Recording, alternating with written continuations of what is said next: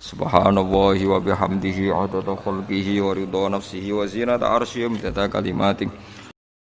Ya, tapi wow, as-sholat khairun maudhu'un. Asal sholat itu mesti napa? Apik. Ya asal sholat itu mesti napa? Apik. Soal kaifiyah macam-macam. Nah, sing terakhir, sing masalah kaifiyah yang enggak diterima. Apakah boleh witir hanya 1 rakaat? Jawab Imam Syafi'i, na'am, boleh witir hanya 1 rakaat. Kados kula piyambak barisa seringnya witir namung 1 rakaat. Ya ora ana ndase, ora ana gurine, 1 rakaat fakot. Iku witir sejati, paham? Witir napa? Sejati. Mergo ora nganggo 3 rakaat yang 2 kan masalah kan? Ana nyicil napa? Nyicil napa? Witir. Jadi kalau tak akali, Gus kenapa nak witir sitok? Lah aku nganggo witir model piye wae ketoke ora sejati. Sejati kok. Witir napa sitok? Lha iku Sayyidina Utsman niku saurip-uripe sahabat terkenal. Niku mboten ate witir luwih kok sitok, iki 1 rakaat tok. Tapi aja takok sing diwaca Quran khatam. Lah iku perkara.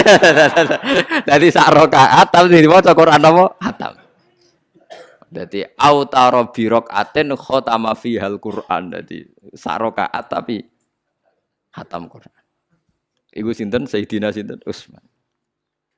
Alasan Imam Syafi'i Nabi tau witir nganggo 3 rakaat. Cara Imam Syafi'i ku gak mungkin sing witir tetep sing guri sitok. Mergo sing loro tetep salatun mustaqillatun, salat sing sendiri.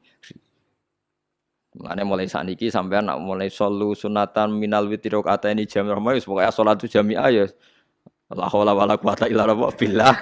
Lah kok nek imame sholli sunatan minal witri rakaataini wis muni sak muni-muni mumam wis pokoke aku saiki salat karena aneh, secara fikih aneh bagaimana mungkin sholat yang sudah disalami ya punya status kan? Sholat saya gantung sholat setelahnya. Lalu gunanya salam menutup itu apa? Masa menit assalamualaikum sementara Gusti ini masih ada. Wis disalami umpama kowe ngentut ya salate sah, umpama aurate kebuka ya sah. Mergo wis bar.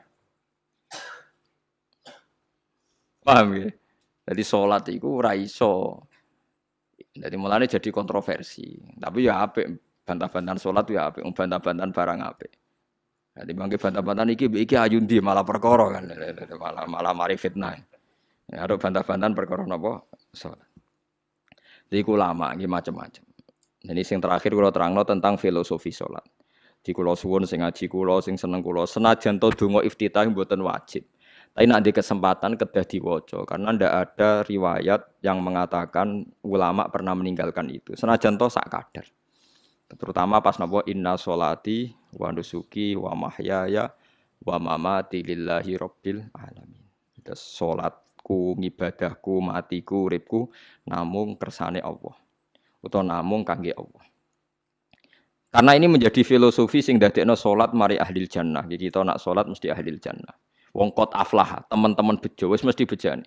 Sampeyan ora usah wedi suul khotimah. Niku waswase setan. Mboten enten suul khotimah. Setan niku wis keliru, semua meden-medeni tok. Nak setan percaya suul khotimah ya kon gawe suul khotimah. Mulane kula anggere wedi suul khotimah omongan kula setan. Tan setan nak pancen aku mbok meden-medeni suul khotimah yo gawe wae aku ben suul khotimah. Aja meden-medeni tok. Dan kowe ketok dadi pangeran. Kowe dhewe ora siap dadi pangeran. Ya ora pangeran kok meden-medeni aku. Jadi setan memang harus dididik, kudu diancam, paham ya? Mulane kula ana kiai pemuja setan kula ora seneng setan godane ngene kiai ra mesti selamat, wong top-top ra mesti selamat. Itu namanya memuji setan karena dia nganggap setan itu luar biasa. Setan kudu mbok prekno, mbok anggap gagal. Tan setan cek goblok, kowe meden-medeni aku suul khotimah aku tetep salat. Berarti kowe gagal. Karo dene nek kowe kepengin menungso sesat kabeh ya sesatno wae ra usah meden-medeni jare kowe kondang kok trimo mok. Ngono-ngono tok ae. Bedene ya roh tingkat kegagalannya, paham nggih? Jadi setan harus dididik bahwa dia juga sering gagal. Setan kan ingin manusia enggak sholat semua kan, zina semua, maling semua. Ternyata kita enggak maling. Yang sholat juga banyak. Itu kan berarti tingkat kegagalannya apa? Setan. Lah kita ndak ora dan setan wis sholat puluhan tahun digodho ilang gane goblok kowe. Nak wong iku salat puluhan tahun, berarti puluhan tahun dalam kegagalan setan. Mergo wong salat berarti setane gagal. Mulane kula mbek setan niku saiki tambah wani.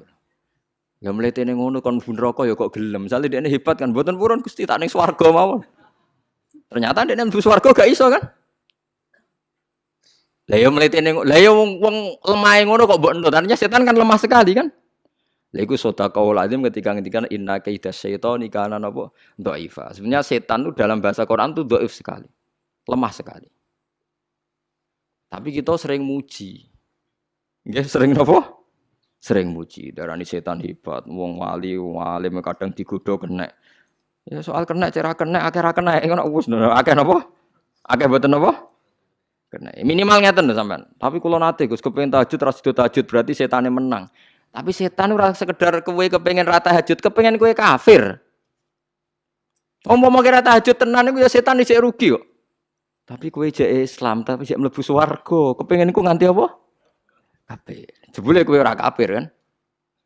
Lan ana ulama nak tangi turu gak tahajud, ndekne nangis. Angger kani gak tahajud nangis. Terus matur mbek pangeran, Gusti kenging napa kula mboten kasil tahajud. Ambek pangeran dingendikani ngene, teng kitab Al-Minanul Kubra karangan Imam Syaroni. Kowe ku ulama kok bento. Sing nurokno kowe sapa? Nggih jenengan Gusti. Sing maringi tangi sapa? Nggih jenengan. Lah wis anggap ae kabeh kersaku, ora kersane setan. Wis bar.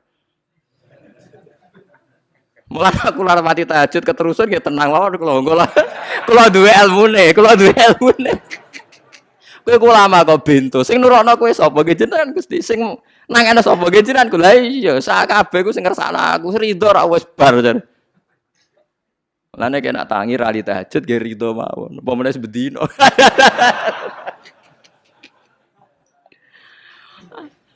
Jadi penak berislam tuh enggak apa-apa. Berislam tuh gampang. Ya kowe turu sing kersakno sapa? Nggih jenengan Gusti. Kowe tangi sing kersakno sapa? Lah ya sanggep ae ku kabeh kersakku bar. Paham ya? Terus nak wae tahajud nggih tahajud yo kersane pangeran. Ra tahajud nggih ra tahajud yo kabeh kersane napa? Pangeran. Penting mboten maksiat mun sae. Penting mboten napa? Maksiat. Mun anjenan ngandel kula. Inna sholati wa nusuki wa mahyaya. Lah ini sing titik tekane teng wa mahyaya. Ngeten misale. Urip niku kabeh kersane Allah. Carane mikir ngeten. Tiang-tiang sing jaduk-jaduk dhisik ya mati. Nabi nggih kapundhut, tiang-tiang soleh nggih kapundhut, tiang-tiang dolim nggih kapundhut. Kalau betul mereka ingin menjaga kehidupan, berarti kalau betul mereka kuasa kan tidak kapundhut. Hidup selamanya nyatane do mati. Berarti urip mati namung kersane Allah. Terus misalnya sampean berpikir, lalu somben nek wis dadi lemah carane tangi piye? Lah ini yang penting kula aturaken teng ngaji mriki. Kula sederenge ngaji nu sering akhir-akhire sering salat maca ayat liyahlika man halaka am bayyinati wa yahya man hayya napa am bayyina. Tugase ulama iku jelasno ayat-ayate pangeran. Sampeyan saiki tak bedheki. Sekarang sampean Anda hidup itu tahu alasannya enggak? Kenapa Anda hidup? Enggak tahu kan? Kenapa kita masih hidup? Enggak tahu. Kenapa Anda wujud? Juga enggak tahu. Kita pernah enggak ada, tahu-tahu ada. Juga enggak tahu alasannya kenapa. Yang jelas di luar ikhtiar kita. Setelah kita katanya punya akal ya, saya bilang lagi loh. Setelah kita katanya punya akal terus bilang kita masih hidup karena orang kelindestrek. Karena enggak kena penyakit. Karena jantung kita normal, paru-paru kita normal. Terus kita bilang hidup. Jadi kita atas nama kebodohan bilang kita hidup karena jantung kita normal, paru-paru kita normal, semuanya normal. Maka kita hidup. Nah ditakoki, lalu kapan kita mati? Setelah jantungnya rusak, paru-parunya rusak, terus kita mati. Tapi orang yang sama kalau ada bilang, berarti yang menjadikan hidup itu jantung dan paru-paru. Lalu berarti zaman kita belum hidup itu jantung dan paru-paru harus ada dulu, karena itu yang bikin hidup. Ya ada juga, dulu ya ada juga. Loh ya kalau jantung dan paru-paru semuanya normal menjadikan kita hidup, berarti jantung dan paru-paru harus wujud dulu-dulu, karena itu yang menciptakan kita hidup. Ya ada juga ya enggak tahu. Paling-paling nanti statusnya paru-paru jantung hanya dipakai alat Tuhan untuk menjadikan ada kehidupan. Yang kita kira ada. Padahal sebenarnya kehidupan ini juga enggak ada, karena kita enggak tahu. Sing darani urip iku apa ya ora roh. Kowe roh maknane urip ku apa? Ulama kabeh sing alim-alim darani urip ku apa ora mati ngono tok jawabane. Perkarane ora iso jelasno. Mulane ning Arab al hayat didul mamat sing darani urip iku ora mati. Karena enggak bisa dijelaskan, coba Anda menjelaskan. Kowe urip ku sebabe apa? Ada nyawanya. Nyawa itu di mana? Terus dia nempatnya di mana? Oh, nyempatnya di jantung ini. Suara iso dijelasno. Nah, ketika hidup Anda tidak bisa Anda jelaskan, kudune sok ben wayahe tangi sangka kubur juga enggak bisa dijelaskan. Karena wujud kita ya datang tanpa diundang dan tanpa ikhtiar kita. Nanti tangi sangka kubur ya ora nganggo ikhtiar sama kan? Sama-sama ada kesimpulan lillahi rabbil alamin. Nah, tapi manusia atas nama akal, sawangane hidup ini ada alasannya. Karena kita ditangi ada bapak ibu terus kita jadi wujud. Lucu kan? Hidup ini disebut ada sebabnya. Tapi nanti mati, songko kubur terus tangi meneh dianggap gak punya penyebab. Alasannya sudah dilemah kok. Ono meneh carane piye? Lah zaman kuwe ora ngono. Dadi ono saiki. Carane piye? Makanya kalau suruh balik-balik bilang, jika tangi songko kubur iku mukhal, berarti wujudnya Nabi Adam dan wujud yang sekarang lebih mukhal karena tanpa sebab. Nggih tanpa napa? Sebab. Lho nggih to, aneh Nabi Adam mek sampean saiki no. Dadi roh gentayangan dhisik kopo juk-juk dadi sakmen iki. Do diutang, di kasus, do demenan. Aneh pundi? Aneh wujud yang sekarang karena wujud nanti ning ora-ora mahsyar wujud dari wujud yang sudah ada. Sementara wujud kita yang sekarang dari tidak ada. Lain mulane pangeran didik napa hal ata alal insani hidum minat dahri lam yakun syai'am mazkura. Manusia itu harus ingat bahwa dia pernah ada. Nah, dari tidak ada ini menjadi ada adalah ayat bahwa wujudnya dia tidak ikhtiarnya dia sendiri.